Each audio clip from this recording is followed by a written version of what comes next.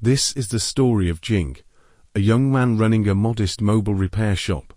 Despite his hard work, his earnings barely cover his rent.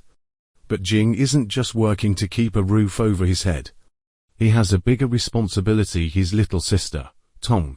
She suffers from a congenital heart defect that requires surgery, costing over 700,000 yuan. A sum far beyond Jing's reach. Jing's burden is heavy.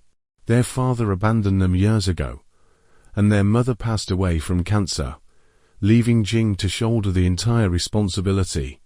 One day, the doctor delivers grim news: Tong's condition is worsening, and without surgery, she only has 2 years to live.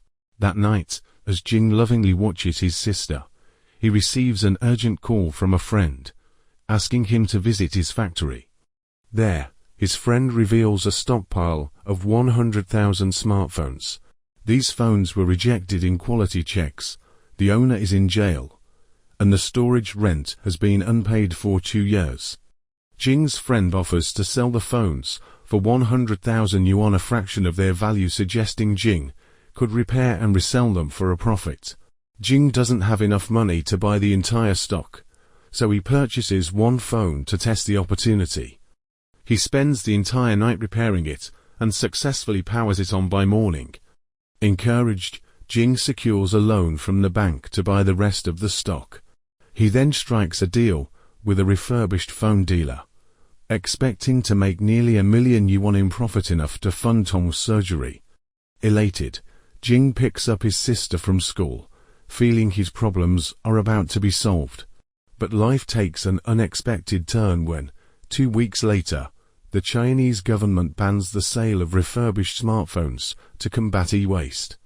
The dealer backs out of their agreement, citing legal restrictions. Jing is devastated. Not only is he unable to fund his sister's surgery, but he's also saddled with a massive loan. Determined, Jing proposes selling the phone's parts to the manufacturing company for use in their international refurbished products. The manager dismisses the idea, doubting Jing's ability to dismantle the phones without damaging the components. Jing insists, and the manager reluctantly agrees to test the parts quality. Jing spends days carefully removing components and sends them for testing. The results are favorable, but the manager refuses to buy the parts, claiming he never promised to do so. Undeterred, Jing approaches the company's CEO, Zhong, but Zhong declines to meet him. Jing buys a ticket for Zhang's train, rushing through traffic on his scooter, only to have an accident. Injured but resolute, he sprints to the station and catches the train at the last moment. He pitches his idea to Zhong, who remains skeptical but agrees to a deal. Jing can sell the parts only if they pass quality control, with no support or workers provided by the company. Jing sells his shop and scooter to rent a small factory space, naming his venture Nice View. To save money, he hires individuals others overlook: Wong, a single mother with hearing loss; Zhong, a reclusive dog owner with a history of anger issues; and to gamer boys who've never held jobs. Retired neighbors also volunteer to help after hearing Jing's story. To support the team, Jing takes up a window cleaning job during the day and works in the factory at night, surviving on just 4 hours of sleep.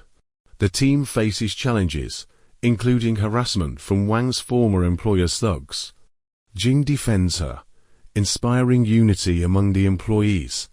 Slowly but surely, the team dismantles the phones, working tirelessly despite setbacks like unpaid wages and threats of eviction. Months of effort pay off when 87% of the parts pass quality control. Zhong, impressed by Jing's determination, offers him a 2-year deal worth 5 million yuan, with an advance payment. Jing and his team celebrate their victory, and Jing finally secures the funds for Tong's surgery. 6 years later, Nice View has grown into a massive success, making Jing a billionaire.